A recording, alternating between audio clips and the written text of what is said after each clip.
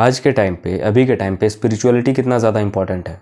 मैं तो बोलता हूँ स्पिरिचुअलिटी ही अभी के टाइम पे सबसे ज़्यादा इंपॉर्टेंट है। अगर इस दुनिया का हर एक इंसान स्पिरिचुअल नॉलेज सुनना स्टार्ट कर दे, पूरा दुनिया बदल जाए, पूरा दुनिया ही बदल जाए। जितने भी हमें आए दिन सुनने को मिलते रहते हैं, दुनिया भर के केसेस, मार काट, ये सब खत्म हो जाएगा अगर हम अच्छे तरीके से स्पिरिचुअल हो जाएं तो। रिलीजियस होना नहीं बता रहा हूँ मैं, स्पिरिचुअल होना।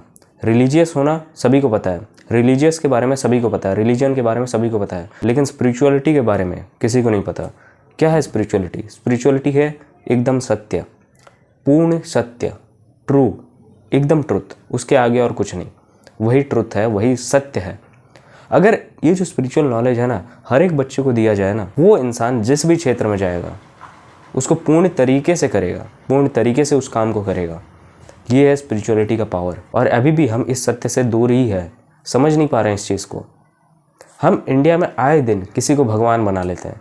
इंडिया में ही छोड़ो यार, वर्ल्ड लेवल का कोई स्पिरिचुअल गुरु आ जाए ना, हम उनको भगवान मान लेंगे। हम इंसान ये नहीं समझ पा रहे हैं कि वो जो नॉलेज है, वो जो नॉलेज बता रहे हैं, वो हमारे लिए ही बता रहे हैं, वो कोई अलग नहीं बता रहे हैं, और वो कोई अलग भी नहीं है। ये चीज़ हमें जानना होगा। वो जो बता रहे हैं हमारे लिए ही बता रहे हैं। तुम्हें क्या लगता है, कोई भी इंसान अगर स्पिरिचुअलिटी का नॉलेज लेना स्टार्ट कर दे, वो बाबा बन जाएगा? तुम्हें क्या लगता है ऐसा होगा? सत्य एकदम उल्टा है, हमें एकदम उल्टी तरीके से बताया गया है। एक किस्सा मैं तुम्हें बता रहा हूँ, एक स्टोरी ही है। मैंने एक बार सुना था, गौतम बुद्ध जब उनका एनलाइटनमेंट हुआ था, लोग जैसे बताते हैं, एक स्टोरी है, स्टोरी जैसे ही समझ लो, तो उनको जैसे ही आत्मज्ञान हुआ था, तो उसके बाद उन्होंने कुछ दिन तक कुछ बोला ही नहीं था, क्योंकि उन्हें पूर्ण सत्य का पता चल गया था। लेकिन वो चीज़ हम समाज को उन्होंने क्या बताया पता है? कोई फ़ायदा नहीं। जंगल में आकर तपस्या कर कर, साधुओं का भेष बनाकर कोई फ़ायदा नहीं है। जो चीज़ है हमारे अंदर, वो चीज़ हम घर पर रहकर भी उस चीज़ को कर सकते हैं, उस चीज़ को जान सकते हैं, उस पूर्ण सत्य को जान सकते हैं। हमें ज़रूरत नहीं बाहर आना और बाहर पे आके तप करना, हिमालय पे आके तप करना, ज़रूरत नहीं। वो चीज़ हमारे अंदर ऑलरेडी प्रेजेंट है, और आप जिस जगह पर बैठ जाओ उस ज्ञान को प्राप्त करने, वहीं पर आप रियलिटी को जान जाओगे। क्योंकि आप खुद सोचो, जो चीज़ हमारे अंदर ऑलरेडी प्रेजेंट है, उस चीज़ को हमें समझने के लिए, उस चीज़ को एक्सपीरियंस करने के लिए क्या हमें बाहर जाना ज़रूरी है? यही आज के टाइम पे बहुत तो समय से हमें बताया गया है। बहुत सारे हमें कहानी सुनने को मिलता है कि कोई दूर हिमालय पे कि योगी साधना करते हैं, तपस्या करते रहते हैं वो वहाँ पर। हमें ये चीज़ हमारे दिमाग में फिट हो चुका है ये चीज़। अब ये चीज़ जब हमारे दिमाग में फिट हो चुका है, तब हम यही समझेंगे ना कि अगर हम स्पिरिचुअलिटी की ओर आगे बढ़े तो हम बाबा बन जाएंगे, हम तो सब समाज वगैरह सब कुछ त्याग देंगे। यही चीज़ हो रहा है, और इसी चीज़ को लोग मतलब बहुत बढ़ा चढ़ा के बोलते हैं अभी के टाइम पे। श्री कृष्ण को हम बहुत मानते हैं, हम मानते हैं कि वो एक पूर्ण अवतार हैं। लेकिन मैं आपसे पूछता हूँ, क्या आपने श्री कृष्ण को जिया है कभी भी? वो जो बता रहे हैं, जिन बातों के बारे में वो बता रहे हैं, क्या आपने अपने लाइफ में कभी भी वो चीज़ इम्प्लीमेंट किया है? मैं तुमसे पूछ रहा हूँ।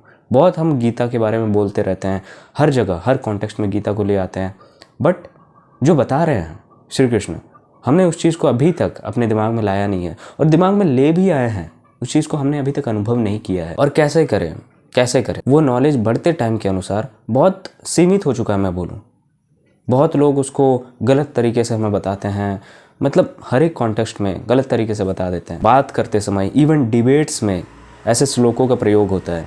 आपने देखा होगा बहुत सारे डिबेट्स में हमने गीता को मतलब खेल बना दिया है।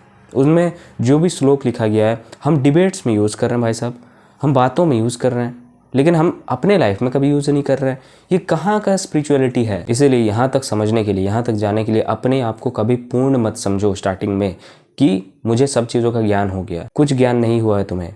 अगर कुछ ज्ञान होता तो तुम शांत रहते। जिसके पास ज्ञान है, दिमाग है, जिसके पास स्पिरिचुअल नॉलेज है, वो एकदम चुप है, वो एकदम शांत है। बट जिसके पास ज्ञान नहीं है, वो बहुत ज़्यादा चिल्ला रहा है, वो बहुत ज़्यादा बोल रहा है, लेकिन जो जान रहा है वो चुप हो जा रहा है, जो जान रहा है वो चुप हो जा रहा है, वो शांत हो जा रहा है।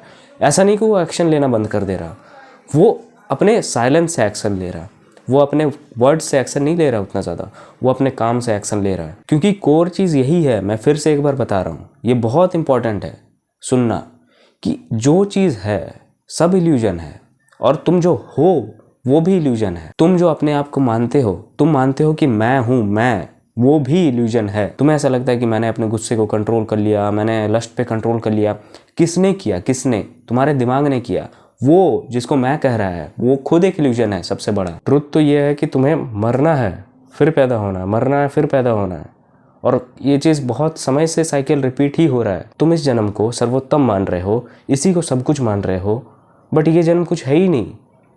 तुम पैदा हो चुके हो बस यहाँ पर, फिर मरने वाले हो, फिर पैदा होने वाले हो, और ये पता नहीं कब से चल रहा है। तो काहे का मान लेते हो कि मुझे इस जन्म में अहंकार दिखाना है, राज करना है, बड़ी बड़ी बातें तुम करने लगते हो। बस दुनिया को कॉन्कर कर लूँगा, अलेक्जेंडर यही बोल रहा था ना, दुनिया को कॉन्कर कर लूँगा, सब चीज़ मेरा होगा। वो क्या था? घमंडी ही था।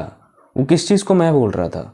जो चीज़ उसका है ही नहीं उस चीज़ को वो मैं बोल रहा था, और वही मैं भी उसका साथ छोड़ दिया।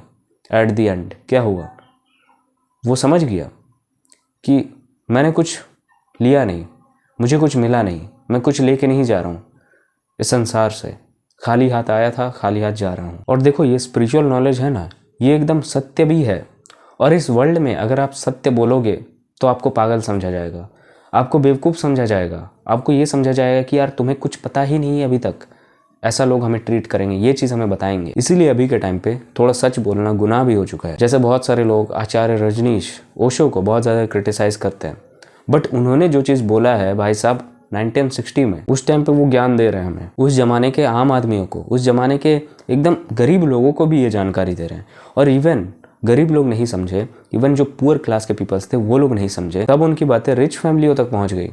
और आपको पता ही होगा उनका हिस्ट्री क्या था, क्योंकि इस वर्ल्ड में जो सबसे ज़्यादा भी पावरफुल लोग हैं ना, वो भी सच को सुनना चाहते हैं। वो अंधविश्वास नहीं सुनना चाहते हैं, अंधविश्वास को वो फॉलो नहीं करते हैं, वो सच को सुनना चाहते हैं, जो सच है, सच्चाई। इसीलिए वो ज़्यादातर साइंस पे बिलीव करते हैं। आपको सबसे ज़्यादा एथीस्ट कहाँ पर देखने को मिलेंगे? फॉरेनर्स में ही सबसे ज़्यादा एथीस्ट देखने को मिलेंगे। क्यों? क्योंकि वो पर साइंस और टेक्नोलॉजी बहुत ज़्यादा बढ़ चुका है। वो ऐसी चीज़ों पर तो भरोसा करते ही नहीं है।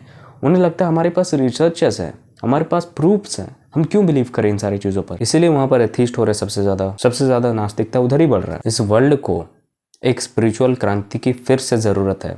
और आई डोंट नो कि इससे पहले भी कोई बहुत बड़ा स्पिरिचुअल क्रांति आया होगा कि नहीं, उस चीज़ के बारे में मुझे खास नहीं पता, ठीक है, कि कभी आया होगा कि नहीं आया होगा। एक सबसे बड़ा स्पिरिचुअल क्रांति वर्ल्ड मांगता ही है, और मैं चाहता हूँ ये स्पिरिचुअल क्रांति हो, क्योंकि जब तक स्पिरिचुअलिटी नहीं होगा तब तक इंसान नहीं रहेगा।